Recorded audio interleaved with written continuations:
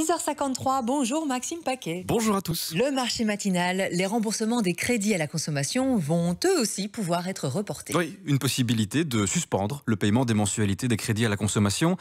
C'est un texte qui a été approuvé hier en commission économie de la Chambre, donc c'est pas encore gravé dans le marbre. Oui. Mais on parle bien d'une mesure qui vise à donner un peu d'oxygène aux ménages frappés par les conséquences du Covid-19, éviter une vague de surendettement aussi, parce que la question des crédits à la consommation n'avait pas été tranchée jusqu'ici. Il y a beaucoup de monde concerné, Maxime. 57% des Belges majeurs ont aujourd'hui un crédit à la consommation.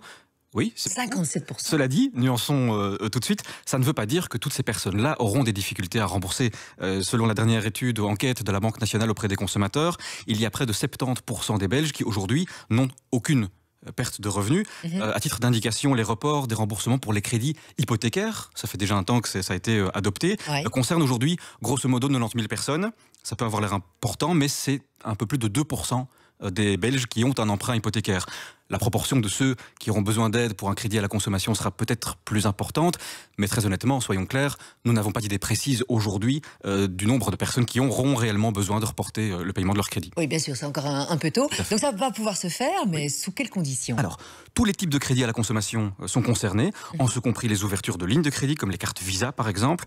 Peu importe la mensualité, donc peu importe le montant remboursé tous les mois, il suffit qu'une des personnes du ménage ait une perte de revenus. Même si ce n'est pas cette personne-là qui a contracté un crédit à la consommation, peu importe les salaires, les revenus du ménage, dans ce qui est prévu à ce stade en tout cas, à la condition que le ménage ne dispose pas de 25 000 €.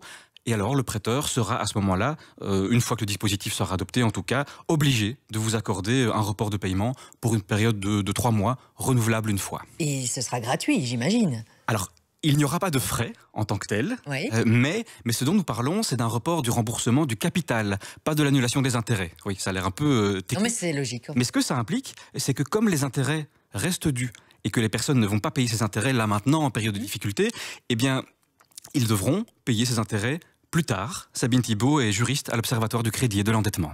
Le paiement de cet intérêt de débiteur sera ensuite répercuté donc sur la mensualité lorsque le contrat reprendra son cours et que le consommateur sera même donc de payer à nouveau ses mensualités. Ce type de formule représente un coût finalement pour le consommateur. La question étant de savoir de quelle manière ce montant finalement sera ensuite perçu. Les intérêts liés au crédit ne sont donc a priori pas annulés. Ils seront bien recalculés plus tard en fonction du crédit, de sa durée. Ça signifie qu'il est tout à fait possible, dans certains cas, qu'une fois que le paiement du crédit reprendra son cours, certaines mensualités soient un peu augmentées, soit un peu plus importantes qu'avant le report du remboursement. Un vote à la Chambre va avoir lieu jeudi prochain. Ça veut dire que cette règle-là sera sans doute adoptée jeudi prochain, avec un effet rétroactif au 1er mai. Merci beaucoup Maxime Paquet. Dans 4 minutes, le journal de 7h, une pause et on se retrouve.